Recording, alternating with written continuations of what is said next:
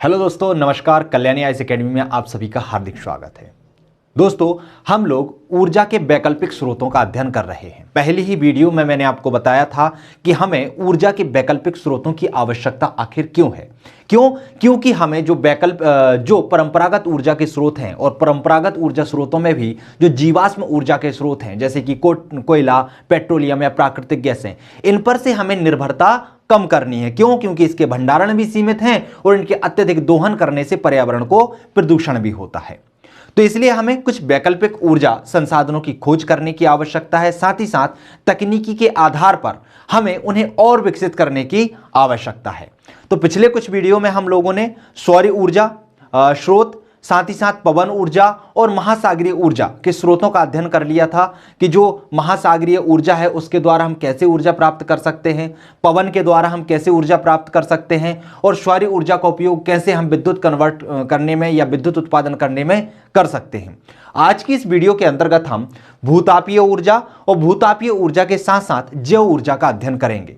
इन दोनों ऊर्जाओं की परिभाषाएं क्या होती हैं, ये ऊर्जा क्या कहलाती है, इनके उपयोग से क्या लाभ होते हैं, क्या हानि होती है, साथ ही साथ इनकी वर्तमान में क्या स्थिति है और भविष्य की क्या संभावना हो सकती है कि हम अक्षय ऊर्जा जो स्रोत हैं उनसे और अधिक ऊर्जा का उत्पादन कर सकें। तो चलिए स्टार्ट करते हैं आज की हमारी इस वीडियो को, जिसमें सबसे पहले हम बात करेंगे भूतापीय ऊर्जा की। भूतापीय ऊर्जा क्या होती है? देखिए, शब्द से ही आप इसकी परिभाषा का अंदाजा लगा सकते हैं कि भूमि के ताप से उत्पन्न होने वाली ऊर्जा क्या कहलाती है? भूतापीय ऊर्जा। अब आप सोच रहे होंगे कि सर, पृथ्वी तो ठंडी है, उस पर हम चलते हैं, हमें तो गर्म समझ में नहीं आती, तो आखिर भूमि में यह ताप कहां पर है? तो जब हम पृथ्वी की आंतरिक संरचना का अध्ययन करते हैं तो यह आंतरिक संरचना हमें तीन भागों में दिखाई देती है। सबसे ऊपरी जो भाग होती है उसे कहा जाता है परपटी। क्या कहा जाता है? परपटी, या इसे क्रस्ट भी कहा जाता है। जब इसके अंदर आते हैं तो यहां पर इस सतह को कहा जाता है मेंटल, और मेंटल के अंदर जब आते हैं तो ये जो सतह होती है इसे कहा जाता है क्रोड। क्या कहा जाता है? कोर या क्रोड। तो इस तरीके से पृथ्वी तीन भागों में बटी हुई है। जैसे जैसे पृथ्वी के हम अंदर चलते जाते हैं तो 32 मीटर की गहराई पर 1 डिग्री सेल्सियस टेम्परेचर में क्या हो जाती है? वृद्धि हो जाती है। कितनी? 32 मीटर की गहराई पर 1 डिग्री सेल्सियस में क्या होने लगती है? वृद्धि होने लगती है। तो जैसे जैसे हम 32 मीटर की गहराई पर चलते जाते हैं हमारे तापमान में वृद्धि होती जाती है। उसी तरीके से जैसे जैसे हम अंदर की ओर बढ़ते हैं तो घनत्व में भी वृद्धि होती है। जब आप पृथ्वी की आंतरिक संरचना का अध्ययन करेंगे तो वहां पर हम इसे बहुत विस्तार तरीके से पढ़ेंगे कि कैसे कैसे अंदर की ओर जाने पर घनत्व में वृद्धि होती है, कैसे तापमान में वृद्धि होती है और इसका अनुमान किस आधार पर लगाया गया है। बस आप यहां समझ लीजिए इतना कि जब हम पृथ्वी के अंदर जाते हैं तो घनत्व में भी वृद्धि होती है और तापमान में भी वृद्धि होती है। तो किसी भी चीज में यदि हम तापमान ज्यादा देते हैं तो वह ठोस अवस्था से द्रव अवस्था और द्रव अवस्था से गैस अवस्था में परिवर्तित हो जाती है। क्यों हो जाती है? क्योंकि किसी भी वस्तु को ताप देने पर उसके जो अणु होते हैं तो वो क्या होने लगते हैं? एक दूसरे से दूर होने लगते हैं, इसीलिए इनकी अवस्था में भी परिवर्तन हो जाता है। तो पृथ्वी के जब हम अंदर जाते हैं तो पृथ्वी के अंदर जो सेल और चट्टानें हैं उनमें तापमान और घनत्व बढ़ने के कारण उनका भी रूप परिवर्तित हो जाता है और वह रूप परिवर्तित होकर तरल जो मैग्मा है उसके रूप में परिवर्तित हो जाते हैं। तो पृथ्वी के अंदर बहुत अधिक मात्रा में तरल मैग्मा भी उपस्थित है, यूरेनियम भी उपस्थित है, थोरियम भी उपस्थित है, साथ ही साथ प्राकृतिक गैसें भी उपस्थित हैं। तो इनके माध्यम से जो पृथ्वी के अंदर ऊर्जा है उस ऊर्जा का हम अपने उपयोग में उसका उपयोग कर सकते हैं, मतलब हम अपने लिए उसका उपयोग कर सकते हैं, उसे हम निकाल सकते हैं। यह ऊर्जा के भंडारण कैसे हैं? असीमित हैं और इनका उपयोग करने से पर्यावरण का प्रदूषण भी नहीं होता है। तो इस असीमित ऊर्जा के भंडार के लिए हमें उपयोग हेतु बनाने के लिए कुछ तकनीकी की आवश्यकता होती है। तो उस तकनीकी का हमें क्या करना पड़ेगा? विकास करना पड़ेगा। क्लियर हुआ? भूतापीय ऊर्जा समझ में आई कि भूमि के ताप के द्वारा जो ऊर्जा उत्पन्न होती है उसे भूतापीय ऊर्जा कहते हैं, अर्थात पृथ्वी के अंदर से प्राप्त होने वाली ऊर्जा को क्या कहते हैं? भूतापीय ऊर्जा कहते हैं। इसकी उत्पत्ति पृथ्वी के अंदर समाये क्या क्या? यूरेनियम, थोरियम, पोटेशियम आइसोटोप के विकिरण और पृथ्वी के कोर में भरे हुए उच्च ताप युक्त मैग्मा पदार्थ की उपस्थिति के कारण होती है। तो इसकी उत्पत्ति कैसे होती है इस ताप की? जो पृथ्वी के गर्भ में यूरेनियम है, थोरियम है, पोटेशियम आइसोटॉप्स के विकिरण है, या पृथ्वी के अंदर जो गर्भ में तरल मैग्मा है, उच्च तापयुक्त तरल मैग्मा है, इसकी उपस्थिति के कारण इस ऊर्जा की उत्पत्ति होती है। यह ऊर्जा कैसी होती है? स्वच्छ होती है और पर्यावरण हितैषी होती है, साथ ही साथ हर समय उपलब्ध होती रहती है। अर्थात किन्हीं दरारों के माध्यम से यह ऊर्जा बाहर निकलती रहती है। यदि इसके हम स्रोत को खोज लें कि कहां पर इसके भंडारण हैं, तो वहां से हम निरंतर इससे सतत ऊर्जा प्राप्त कर सकते हैं। साथ ही साथ इसके भंडारण भी असीमित है, तो इसके खत्म होने की भी संभावना नहीं है। साथ ही साथ इसका उपयोग बहुत अधिक करने से पर्यावरण को भी कोई नुकसान नहीं पहुंचता है। वर्तमान स्थिति की बात कर लेते हैं कि भूतापीय ऊर्जा की वर्तमान समय में कहां कहां पर खोज की जा चुकी है, कहां कहां पर अनुसंधान चल रहा है और कहां कहां पर इस ऊर्जा को हम उपयोग हेतु बना रहे हैं। तो हिमाचल प्रदेश के मणिकर्ण में 5 किलोवाट क्षमता वाले प्रायोगिक शक्ति संयंत्र की स्थापना की गई है। भूतापीय ऊर्जा को उपयोग हेतु बनाने के लिए हिमाचल प्रदेश के मणिकर्ण में, ये आप ध्यान रखिएगा, कहां पर? हिमाचल प्रदेश के मणिकर्ण में 5 किलोवाट, कितना? 5 किलोवाट क्षमता वाले प्रायोगिक शक्ति संयंत्र की स्थापना की गई है। तो ये आपको ध्यान रखना है। छत्तीसगढ़ के तातापानी भूतापीय क्षेत्र में NHPC को 300 किलोवाट, कितना? 300 किलोवाट क्षमता का संयंत्र लगाने की भी मंजूरी मिल गई है। तो कितने किलोवाट की? 300 किलोवाट क्षमता का जो संयंत्र है वो लगाने की मंजूरी मिली है। किसे मिली है? NHPC को मिली है। क्लियर हुआ? कहां पर मिली है? तो छत्तीसगढ़ के तातापानी में। ये भी आपको ध्यान रखना है।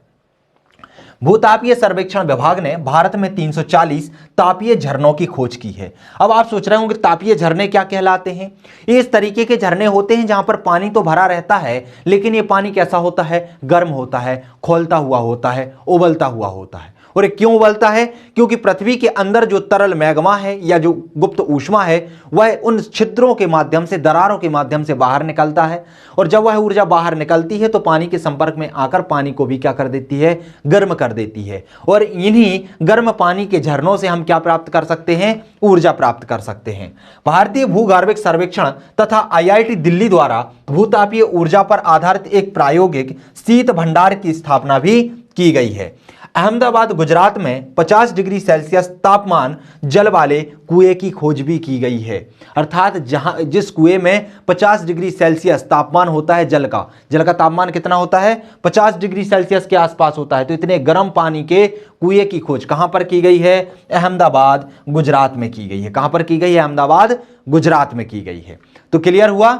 चलिए अब बात कर लेते हैं हम भविष्य की संभावनाएं कि जो भूतापीय ऊर्जा है उसकी भविष्य की संभावनाएं क्या क्या हैं, या फिर इसके स्रोत हम कहां से और प्राप्त कर सकते हैं और ऊर्जा इनके माध्यम से हम प्राप्त कर सकते हैं। तो भारत में मरुस्थलीय क्षेत्र के विस्तार के कारण भी जो इंसुलेशन है या रोधन या टेरिटरियल लौकिक ताप को भी ऊर्जा उत्पादन की संभावनाएं हैं। अर्थात इनके माध्यम से हम ऊर्जा को उत्पन्न कर सकते हैं। आपको पता है कि हमारे भारत में जो पश्चिमी क्षेत्र है, पश्चिमी क्षेत्र में भी जो थार का मरुस्थल है, यहां पर क्या है? थार का मरुस्थल है। जो मरुस्थलीय क्षेत्र होने के कारण यहां तापमान क्या होने की संभावना अधिक है? अधिक होने की संभावना अधिक है।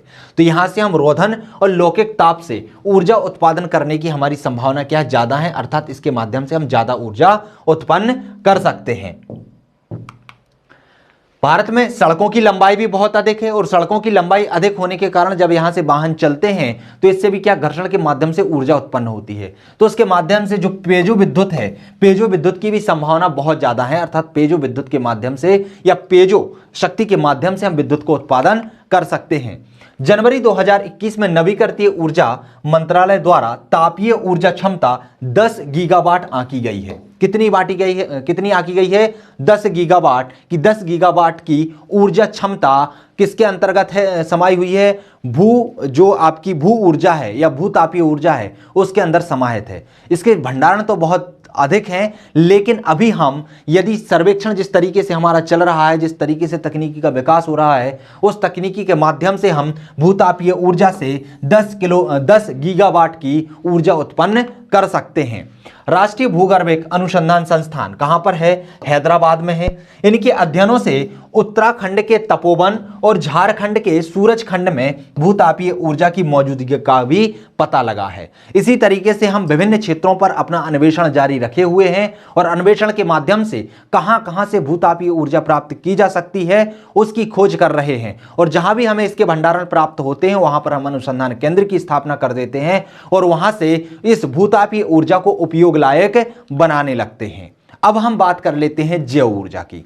तो भूतापीय ऊर्जा आपको समझ में आ गई कि यदि भूतापीय ऊर्जा से आपको प्रश्न पूछा जाएगा कि भूतापीय ऊर्जा क्या है, यह कैसे वैकल्पिक ऊर्जा के स्रोत के रूप में काम करता है, तो इस तरीके का यदि प्रश्न बन जाता है, या फिर प्रश्न बन जाता है कि भूतापीय ऊर्जा की वर्तमान स्थिति क्या है और भविष्य की क्या संभावनाएं हैं, तो इस तरीके के प्रश्नों को आप किस तरीके से लिखेंगे मैंने आपको बता दिया है। आप पहले भूतापीय ऊर्जा को समझाएंगे, क्या होता है, उसकी विशेषता बताएंगे कि पर्यावरण हितैषी है, इसके जो भंडारण है बहुत असीमित हैं, इनका उपयोग करने से पर्यावरण को प्रदूषण भी नहीं पहुंचता है, साथ ही साथ ये सभी लोगों को सर्वसुलभ तरीके से उपलब्ध भी हो जाती है। तो इस तरीके से इसे क्या माना गया है, वैकल्पिक ऊर्जा का स्रोत माना गया है। इसकी वर्तमान स्थिति क्या है और भविष्य की संभावनाएं क्या हैं, ये भी हम डिटेल में इनको बता सकते हैं। क्लियर हुआ? चलिए बात कर लेते हैं हम जैव ऊर्जा की कि जैव ऊर्जा क्या कहलाती है। तो जैव ऊर्जा में वे प्रक्रियाएं शामिल हैं जिसमें हम जैविकीय रूप के माध्यम से ऊर्जा प्राप्त करते हैं। अब जैविकीय रूप क्या क्या होगा, तो जैविकीय रूप में वनस्पति भी आती है, एंजाइम भी आते हैं, बैक्टीरिया भी आते हैं। अर्थात जो जीव होते हैं, जीवों के जो रूप होते हैं, उनके माध्यम से जब आप ऊर्जा प्राप्त करते हैं, उनके सड़ने गलने से जब ऊर्जा उत्पन्न होती है, तो उसी ऊर्जा को क्या कहते हैं, जैव ऊर्जा कहते हैं। अब जैव ऊर्जा के बहुत सारे रूप होते हैं, उन्हें एक एक करके हम समझने का प्रयास करेंगे। इसकी प्राप्ति या तो बायोमास से की जाती है या जैविक पदार्थ के रूप में परिवर्तन से होती है। कैसे? बायोमास, जब ये सड़ गल जाता है तो सड़ने गलने से इसमें क्या है, तापमान में वृद्धि हो जाती है, तो इसके माध्यम से भी हम ऊर्जा को प्राप्त कर सकते हैं। या फिर इनके मर जाने के बाद इनमें रूप परिवर्तन होता है, रासायनिक विखंडन होता है, तो उसके माध्यम से भी गैस बन जाती है, या फिर बहुत सारी चीजें बन जाती हैं, कहीं बायोडीजल बन जाता है, कहीं बायोगैस बन जाती है, कहीं बायोमास बन जाता है। तो इस तरीके से क्या होता है, बहुत सारा परिवर्तन होता है, और उस परिवर्तन के माध्यम से हम क्या प्राप्त कर सकते हैं, ऊर्जा प्राप्त कर सकते हैं। तो हम समझ लेते हैं इसके क्या क्या रूप होते हैं जैव ऊर्जा के, जैव ऊर्जा से हम क्या क्या प्राप्त कर सकते हैं। तो जैव ऊर्जा से जैसे बायोमास ऊर्जा प्राप्त होती है। बायोमास क्या कहलाता है, वनस्पतियों या जैविक कचरे जो अपशिष्ट होते हैं से ऊर्जा प्राप्त करने की प्रणाली क्या कहलाती है, बायोमास। अर्थात जो वनस्पति होती है या जैविक कचरा होता है, उसके सड़ने गलने से जो ऊर्जा प्राप्त होती है उसे कहा जाता है बायोमास ऊर्जा। इसमें ऊर्जा का उत्सर्जन प्रकाश संश्लेषण के दौरान बने जैविक परमाणुओं के रासायनिक बंधों के टूटने या जलने से होता है। अब क्या होता है, जो वनस्पति होती है वह अपना भोजन कैसे बनाती है, प्रकाश संश्लेषण की क्रिया के द्वारा बनाती है। तो प्रकाश संश्लेषण की क्रिया के द्वारा अपना भोजन बनाती है और अपने शरीर के अंदर, चाहे कोई पेड़ पौधे हो या वनस्पति हो, वो क्या करती हैं, ऊर्जा को समाहित कर लेती हैं। और जब वही वनस्पति टूट कर नीचे गिर जाती है या सड़ने गलने लगती है, तो उसके जो रासायनिक बंध होते हैं प्रकाश संश्लेषण के द्वारा संग्रहित ऊर्जा के, अब जो जैविक परमाणु होते हैं वह क्या होने लगते हैं, उनके रासायनिक बंध टूटने लगते हैं या फिर जलने के कारण उनसे ऊर्जा उत्पन्न होती है, और इसी ऊर्जा का उपयोग हम अपने उपयोग में करने लगते हैं। इसे ही हम कहते हैं बायोमास ऊर्जा। यह सौर ऊर्जा के अप्रत्यक्ष रूप को दर्शाता है। सौर ऊर्जा के अप्रत्यक्ष रूप को कैसे दर्शाता है, क्योंकि प्रत्यक्ष रूप में जो पेड़ पौधे होते हैं, प्रकाश संश्लेषण की क्रिया किस किस की उपस्थिति में होती है, तो आप सभी को पता होगा, जैसे क्लोरोफिल होता है, जल होता है, सूर्य का प्रकाश होता है, तो इसकी उपस्थिति में क्या करती हैं, अपनी प्रकाश संश्लेषण की क्रिया करती है, अपने भोजन बनाने की क्रिया करती हैं। और जब भोजन बना लेती हैं तो भोजन बनाने के बाद, उसका भक्षण करने के बाद कुछ ऊर्जा उत्पन्न होती है, उस ऊर्जा को अपने अंदर समाहित कर लेती हैं अपने विकास के लिए। तो क्लियर हुआ। तो प्रत्यक्ष रूप से वह सौर ऊर्जा का उपयोग अपने अंदर करती हैं, लेकिन उनके सड़ने गलने से वही सौर ऊर्जा जो प्रकाश संश्लेषण के रूप में उनके शरीर के अंदर संग्रहित हो जाती है, उसे हम जैवमास ऊर्जा के रूप में प्राप्त करने लगते हैं। तो जैवमास ऊर्जा क्या है, सौर ऊर्जा का अप्रत्यक्ष रूप ही है। इसके लिए दहन और गैसीयकरण तकनीकी को अपनाया जाता है। या तो प्राकृतिक वनस्पति जो होती है उसको जला दिया जाता है, जलाने के बाद ऊर्जा प्राप्त की जाती है, या फिर गैसीयकरण की प्रक्रिया अपनाई जाती है, उसके माध्यम से गैस बनाकर इस ऊर्जा को प्राप्त किया जाता है। इसके प्रमुख स्रोत कौन कौन से हैं, तो इसके प्रमुख स्रोत है जैसे कि सीवेज अपशिष्ट, जो नगर पालिकाएं होती हैं, नगर पालिकाओं में जो नालियां होती हैं, नालियों के माध्यम से बहुत ज्यादा सीवेज जो अपशिष्ट होता है वो बह रहा होता है, उसके माध्यम से ऊर्जा प्राप्त करते हैं। जो ठोस अपशिष्ट होते हैं नगर पालिकाओं के, उसके द्वारा, जैसे कि गीला कचरा, अभी आप देख रहे होंगे स्वच्छ भारत मिशन के तहत जो आपके यहाँ चलते हैं, बोलते हैं गीला कचरा अलग रखिए, सूखा कचरा अलग रखिए। इससे क्या करते हैं, जो गीला कचरा होता है उससे बायोमास ऊर्जा प्राप्त की जाती है। क्या प्राप्त की जाती है, बायोमास ऊर्जा। तो इसलिए गीला कचरा और सूखा कचरा अलग रखने के लिए कहा जाता है। यही क्या होते हैं, ठोस अपशिष्ट होते हैं। कृषि व घरेलू अपशिष्ट, कृषि या घरों से जो कचरा निकलता है, चाहे सब्जियों का कचरा होता है, जो भी गीला कचरा होता है, उसके माध्यम से भी हम बायोमास ऊर्जा प्राप्त कर सकते हैं। औद्योगिक अपशिष्ट तथा जानवरों के अपशिष्ट जैसे कि गाय का गोबर होता है, तो गाय के गोबर के सड़ने गलने से भी हम बायोमास ऊर्जा प्राप्त कर सकते हैं। यहां तक कि इनके जो शरीर होते हैं उनके सड़ने गलने से भी बायोमास ऊर्जा प्राप्त हो जाती है। तो क्लियर हुआ। तो इसके स्रोत क्या क्या हैं, ये क्लियर हो गए। कौन कौन से होते हैं, जैसे सीवेज अपशिष्ट होता है, नगर पालिका ठोस अपशिष्ट होता है, कृषि व घरेलू अपशिष्ट होता है, औद्योगिक अपशिष्ट होता है तथा जानवरों के अपशिष्ट के माध्यम से यह ऊर्जा प्राप्त की जाती है। एक होता है सिनगैस या प्रोड्यूसर गैस। सिनगैस या प्रोड्यूसर गैस क्या होती है, तो बायोमास जो होता है उसमें यदि हम गैसीयकरण की प्रक्रिया को अपनाते हैं और गैसीयकरण की प्रक्रिया के द्वारा जो कार्बनिक पदार्थ हैं उनको अधिक तापमान पर रखकर उन्हें गैस में परिवर्तित कर देते हैं और उनसे जो गैस प्राप्त की जाती है उसे ही क्या कहा जाता है, सिनगैस या प्रोड्यूसर गैस कहा जाता है। बायोमास गैसीकरण की प्रक्रिया में कार्बनिक पदार्थों को अधिक तापमान पर रखकर गैस के रूप में परिवर्तित कर देते हैं, जिससे हमें एक गैस प्राप्त होती है। उसी गैस को हम क्या कहते हैं, सिनगैस कहते हैं। इस गैस में नाइट्रोजन, कार्बन मोनोऑक्साइड, हाइड्रोजन और कार्बन डाइऑक्साइड गैसों का मिश्रण पाया जाता है। तो जो सिनगैस होती है या प्रोड्यूसर गैस होती है, इसमें कौन कौन सी गैसों का मिश्रण पाया जाता है, उसमें नाइट्रोजन, कार्बन मोनोऑक्साइड, हाइड्रोजन और कार्बन डाइऑक्साइड का मिश्रण पाया जाता है। तो ये आपको ध्यान रखना है, ये प्रश्न पूछा जा सकता है। फिर होता है बायोगैस। अब जो जीव होते हैं उनसे जो अपशिष्ट प्राप्त होता है उसके माध्यम से यदि हम गैस प्राप्त कर लें तो उसी गैस को क्या बोलते हैं, हम बायोगैस कहते हैं। इस गैस को मीथेन गैस भी कहा जाता है, क्योंकि इस गैस में मीथेन की मात्रा सर्वाधिक होती है, लगभग 60% होती है। इसकी प्राप्ति जीवों के उत्सर्जित पदार्थ, पादपों एवं उद्योगों के अपशिष्ट पदार्थों से होती है। उन अपशिष्ट पदार्थों को सड़ाकर गलाकर उनसे जो गैस उत्पन्न होती है उसी गैस को क्या कहा जाता है, बायोगैस कहा जाता है। बायोगैस में methane, carbon dioxide, hydrogen, carbon monoxide, nitrogen और ऑक्सीजन एवं हाइड्रोजन के सल्फाइड, ये गैसें क्या होती हैं, समाहित होती हैं। इन गैसों के समाहित होने के साथ ही साथ इस गैस में जो मीथेन है वह सर्वाधिक मात्रा में पाई जाती है, लगभग 60% पाई जाती है। इसलिए बायोगैस को मीथेन गैस भी कहा जाता है। यह प्रदूषण मुक्त होती है क्योंकि इसके जलाने से प्रदूषण नहीं फैलता है। साथ ही साथ नाइट्रोजन से क्या होती है, भरपूर होती है। तो जब इससे हम जो मलबा होता है या फिर जो अपशिष्ट होता है जीवों का, इसके माध्यम से, सबसे अच्छा उदाहरण आप गोबर गैस का देख सकते हैं। इसमें क्या होता है कि एक टंकी बनाई जाती है, टंकी में गोबर को घोल दिया जाता है और एक पाइप के माध्यम से यहां पर एक क्या बनाया जाता है, बहुत बड़ा चेंबर बनाया जाता है और चेंबर को कंक्रीट के द्वारा ढक दिया जाता है और फिर यहां पर अपशिष्ट निकालने के लिए एक और टंकी बनाई जाती है। क्या बनाई जाती है, एक और टंकी बनाई जाती है। जब यहां पर गोबर जो होता है गाय का, उसको घोलकर तरल अवस्था में यहां से अंदर डाला जाता है। यहां पर पहले से ही कुछ गोबर भरा होता है। इसके कुछ दिनों के सड़ने गलने के बाद इससे गैस बनती है। गैस बनने के बाद अब गैस क्या होती है, हल्की होती है, तो गैस इसके ऊपर वाले चेंबर में यहां पर एकत्रित हो जाती है और यहां पर हम पाइप लगा के और यहां से हम नली के माध्यम से इस गैस को बाहर निकाल लेते हैं, जिस गैस का उपयोग हम घरों में खाना पकाने के लिए या फिर प्रकाश करने के लिए कर सकते हैं। यही गैस क्या कहलाती है, आपकी बायोगैस कहलाती है। और आप देखिएगा जब आप इसका उपयोग करते हैं तो इसके उपयोग से कोई पर्यावरण का प्रदूषण नहीं होता, साथ ही साथ आपके स्वास्थ्य के लिए हानिकारक भी नहीं होती है। और ध्यान रखिए, अब इसके उपयोग होने से जो ये अब बचा हुआ अपशिष्ट पदार्थ यहां के माध्यम से गोबर निकल जाता है, इस गोबर में नाइट्रोजन की अधिक मात्रा होती है, नाइट्रोजन से भरपूर होता है और नाइट्रोजन से भरपूर होने के कारण इस अपशिष्ट को जब हम खेतों में डाल देते हैं तो यह पेड़ पौधों के लिए भी बहुत ज्यादा लाभकारी होता है। अर्थात इससे उत्पन्न होने वाले अपशिष्ट का भी हम उपयोग कर सकते हैं, साथ ही साथ इसका भी हम उपयोग कर सकते हैं। लेकिन जो जीवाश्म ईंधन होते हैं, जीवाश्म ईंधन से जो अपशिष्ट प्राप्त होते हैं,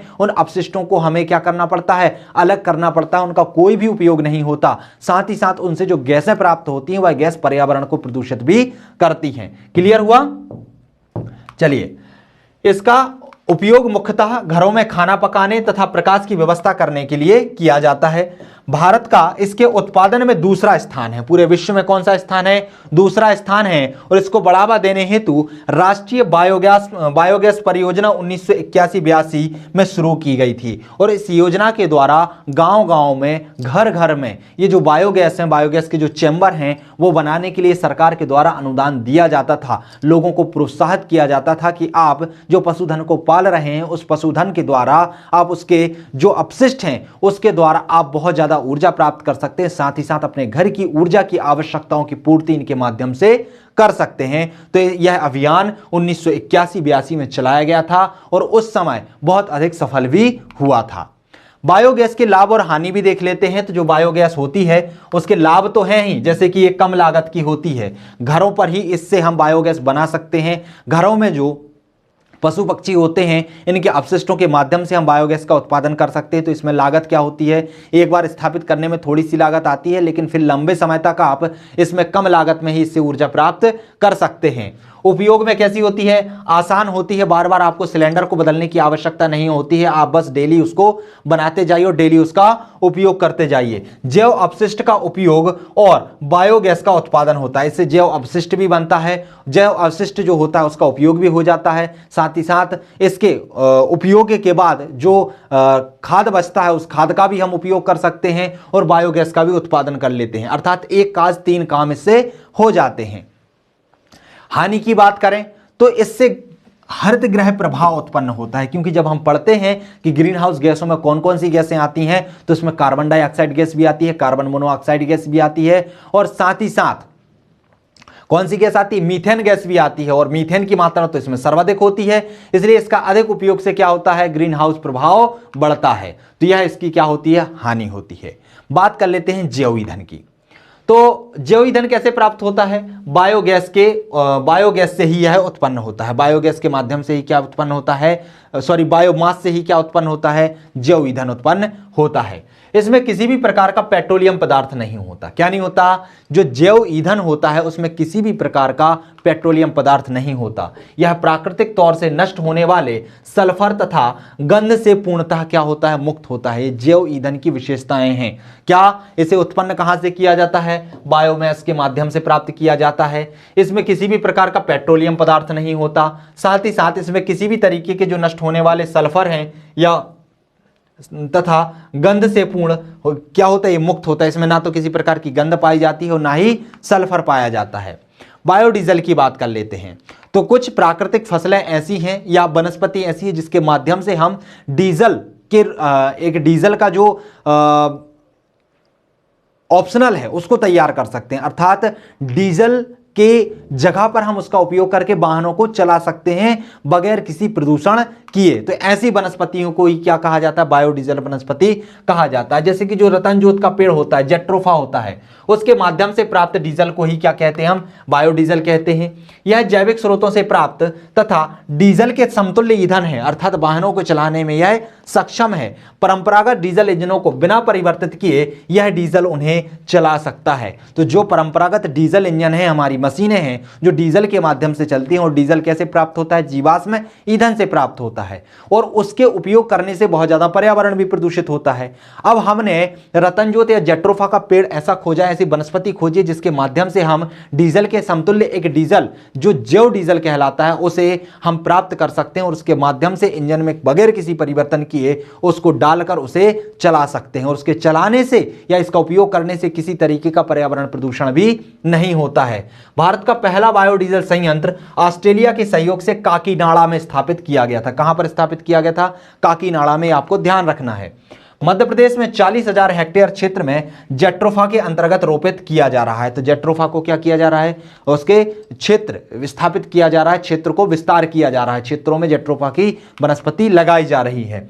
प्रदेश के मंडला, मध्य प्रदेश के जो मंडला जिले है उसके वंशधारी गांव में बायोडीजल पर आधारित संयंत्र भी स्थापित किया गया है। तो ये बायोडीजल से संबंधित कुछ जानकारी है। अब बात कर लेते हैं हम गैसोहॉल की। गैसोहॉल क्या कहलाता है? तो इसे गन्ने के रस से तैयार किया जाता है। गैसोहॉल को किससे तैयार किया जाता है? गन्ने के रस से। इसके तहत गन्ने से प्राप्त एल्कोहल को पेट्रोल के साथ मिलाकर प्रदूषण से बचाया जा सकता है। जब हम प्राकृतिक जो पेट्रोलियम है, पेट्रोलियम के माध्यम से जो पेट्रोल होता है, जो पेट्रोल जो वाहन होते हैं, 4 पहिया वाहन या 2 पहिया वाहन होते हैं, उनको चलाने के लिए जब हम पेट्रोल का उपयोग करते हैं तो पेट्रोल के दहन से कार्बन मोनोऑक्साइड और शीशे की मात्रा जनरेट होती है, जिससे पर्यावरण को प्रदूषण होता है। लेकिन गन्ने के रस से हम गैसोहॉल नामक एक एल्कोहल का निर्माण करते हैं और उस एल्कोहल को यदि हम जो डीजल या पेट्रोल होता है उसमें मिला देते हैं तो फिर उस पेट्रोल के दहन से ये जो पर्यावरण प्रदूषणकारी गैसें होती हैं, इन गैसों का निकलना क्या हो जाता है, बंद हो जाता है, अर्थात हम प्रदूषण को बचा सकते हैं। इसके निर्माण से हाइड्रोजन, कार्बन और कार्बन मोनोऑक्साइड का पर्यावरण में उत्सर्जन प्रायः समाप्त हो जाता है और धुएं तथा ईंधन में जो गड़गड़ाहट जैसी कोई समस्या आती है वह समस्या भी नहीं रह जाती है। अब बात कर लेते हैं कि जो अपशिष्ट ऊर्जा है, बायोमास या जैव ईंधन है, उसकी वर्तमान स्थिति क्या क्या है। तो परिभाषा तो हमने समझ ली कि जैव ऊर्जा क्या कहलाती है, जैव ऊर्जा कितने प्रकार की होती है, कितने प्रकार से हम प्राप्त कर सकते हैं, जिसमें हमने बायोमास भी देखा था, जिसमें हमने जैव ईंधन भी देखा था, जिसके अंतर्गत हमने गैसोहॉल भी देखा था, सिनगैस भी देखा था। ठीक है, तो इस तरीके से हमने हर इसके पहलुओं का अध्ययन किया। अब भारत में आखिर वर्तमान में क्या स्थिति है इसकी, कितना इसका उत्पादन किया जा रहा है, कितनी मात्रा में इससे हम ऊर्जा का उपभोग कर पा रहे हैं, साथ ही साथ भविष्य में इसकी क्या संभावनाएं हो सकती हैं, इसका अध्ययन हम कर लेते हैं। तो वर्तमान की बात करें तो दिसंबर 2020 तक देश में कुल 772 मेगावाट क्षमता के साथ 200 से अधिक बायोमास जो कि गैर खोई संयंत्र हैं वह लगाए गए हैं। कितने बायोमास संयंत्र लगाए गए हैं? 200 से अधिक। कितनी क्षमता के हैं? 772 मेगावाट क्षमता के हैं। बायोगैस, बायो सीएनजी, विद्युत के रूप में शहरी, औद्योगिक और गैर कृषि अपशिष्ट और अपशिष्ट ऊर्जा की प्राप्ति के लिए ऊर्जा कार्यक्रम का क्रियान्वयन भी सरकार के द्वारा किया जा रहा है ताकि इनके माध्यम से और अधिक से अधिक ऊर्जा प्राप्त की जा सके। भविष्य की संभावनाओं की बात करें तो हमारा जो भारत है वह विश्व की सर्वाधिक जीव संख्या वाला देश है। कैसा है? सबसे ज्यादा यहां जीव संख्या पाई जाती है। गायों की संख्या देखें तो गायों की संख्या में हमारा स्थान प्रथम आता है, पूरे विश्व में हम प्रथम स्थान पर आते हैं। तो जो स्थानीय स्तर पर ऊर्जा की आवश्यकताओं को पूर्ण भी कर सकता है। यदि आप बायोगैस के संयंत्र हर जगह लगा दें तो जो स्थानीय स्तर की ऊर्जा की आवश्यकता है, चाहे उनके लिए आपके लिए खाना पकाने के लिए गैस हो या फिर प्रकाश उत्पन्न करने के लिए गैस हो, उसका उपयोग स्थानीय स्तर पर लोग आसानी से कर सकते हैं। तो इसके लिए जो हम तापीय विद्युत ऊर्जा पर निर्भर करते हैं या फिर हम सीएनजी पर निर्भर करते हैं या एलपीजी पर निर्भर होते हैं, तो उसकी निर्भरता को हम क्या कर सकते हैं? घटा सकते हैं। बंजर भूमि की पर्याप्त उपस्थिति के कारण भी यहां बायोडीजल के उत्पादन की संभावनाएं हैं, क्योंकि जो बंजर भूमि है वहां पर कोई वनस्पति नहीं होती, तो वहां पर जो रतनजोत होता है, जेट्रोफा का पौधा है, उसकी खेती वहां पर हम कर सकते हैं और उसके माध्यम से हम बहुत अधिक मात्रा में बायोडीजल प्राप्त कर सकते हैं। उसकी संभावना भी बहुत अधिक है। 2023-24 तक 15 million metric ton bio CNG उत्पादन के साथ 5000 बायोगैस संयंत्र की स्थापना करने की परिकल्पना की गई है कि 2023-24 तक हम 5000 बायोगैस संयंत्रों की स्थापना कर लेंगे। भारत अपने कृषि आदि क्रियाकलापों के अंतर्गत 18,000 मेगावाट बिजली पैदा कर सकता है। अर्थात आपको पता है कि भारत जो है कृषि प्रधान देश है और कृषि के द्वारा बहुत ज्यादा जो जैव अपशिष्ट है या फिर कृषि अपशिष्ट है वह उत्पन्न होता है। हमारा भारत जनसंख्या की दृष्टि से भी बहुत बड़ा देश है, दूसरा सबसे बड़ा देश आता है और कृषि प्रधान तो है ही, जहां की 60 से 70% जनसंख्या प्रत्यक्ष अप्रत्यक्ष रूप से कृषि पर निर्भर है। तो कृषि से भी बहुत ज्यादा अपशिष्ट प्राप्त होता है, नगर निगम से भी बहुत सारा अपशिष्ट प्राप्त होता है, घरों से भी बहुत सारे अपशिष्ट प्राप्त होता है, साथ ही साथ जो जीव हैं या फिर जो पालतू पशु हैं इनके द्वारा भी बहुत ज्यादा अपशिष्ट प्राप्त होता है। इस अपशिष्ट का यदि हम सही तरीके से प्रयोग करें तो इन अपशिष्टों का प्रयोग करके हम जो अक्षय ऊर्जा के स्रोत हैं, जो कि जैव ऊर्जा के स्रोत हैं, उनके माध्यम से हम बहुत अधिक मात्रा में ऊर्जा प्राप्त कर सकते हैं, जो कि पर्यावरण हितैषी है, जिसके माध्यम से जब हम जीवाश्म ईंधन पर जिस तरीके से ऊर्जा पर निर्भर हैं वह निर्भरता धीरे धीरे कम कर सकते हैं। जंगली वनस्पति जिसमें खाद्य अनुपयोगी तेलों की अधिकता होती है, जैसे कि जेट्रोफा हो गया, पेंगामिया हो गया, करंज हो गया, नीम हो गया, इन्हें लगाकर भी हम क्या कर सकते हैं? बहुत अधिक मात्रा में बायोडीजल प्राप्त कर सकते हैं, जिससे जो आपके वाहन चलते हैं जिसके लिए प्राकृतिक डीजल या पेट्रोलियम की आवश्यकता पड़ती है तो उस पर भी हम निर्भरता कमा सकते हैं। और जब हमें बायोडीजल प्राप्त हो जाएगा तो हमारे लिए जो डीजल का या पेट्रोलियम उत्पादों का आयात करना पड़ता है वह आयात भी हमें कम करना होगा, कम करना पड़ेगा, जिससे हमारी जो विदेशी मुद्रा है उसके भंडारण में धीरे धीरे वृद्धि होती जाएगी। गन्ने या अन्य उष्णकटिबंधीय फसलों से बने जैव उत्पाद भी इस दिशा में क्या हैं, सहयोगी हैं। अर्थात हमारे यहाँ गन्ने का उत्पादन भी बहुत ज्यादा होता है, तो गन्ने के माध्यम से, इन वनस्पतियों के माध्यम से भी हम जो नवी ऊर्जा संसाधन हैं, जिसमें हम बायोगैस की बात करें, जिसमें हम बायोडीजल की बात करें, जिसमें हम बायोमास की बात करें, तो उसका उत्पादन भी हम बहुत अधिक मात्रा में कर सकते हैं। तो दोस्तों, ये जो ऊर्जा के संसाधन थे, जिसके अंतर्गत हमने भूतापीय ऊर्जा और जैव ऊर्जा का अध्ययन किया, उसके अंतर्गत हमने उसके समग्र पहलू, जितने भी पहलू होते हैं, चाहे वह उसकी परिभाषा के स्तर पर हो, चाहे लाभ हानि के स्तर पर हो, या फिर उसकी वर्तमान स्थिति या भविष्य की संभावनाओं के स्तर पर हो, सभी का हमने विस्तार पूर्वक अध्ययन किया। इसके और भी स्रोत बचे हुए हैं, जैसे कि जो जल स्रोत हैं वो भी बचे हुए हैं, कुछ तापीय स्रोत भी वो भी बचे हुए हैं, तो उनका अध्ययन हम अगले वीडियो में करेंगे। तो बने रहिए हमारे साथ, मिलते हैं अगले वीडियो में अगले टॉपिक के साथ। तब तक के लिए नमस्कार।